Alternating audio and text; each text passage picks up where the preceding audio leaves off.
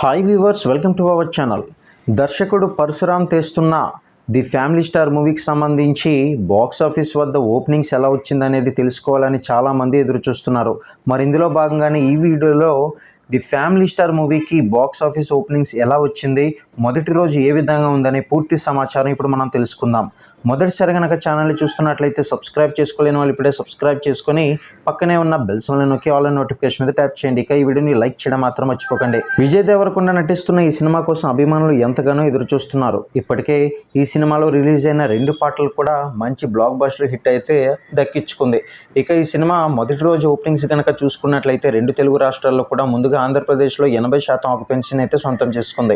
ఇక అదేవిధంగా తెలంగాణలో చూసుకున్నట్లయితే 85% అయితే ఆక్యుపై చేసుకుంది. మొత్తానికి 2 తెలుగు రాష్ట్రాల్లో కూడా మంచి ఆక్యుపెన్సీని అయితే సొంతం చేసుకుంది.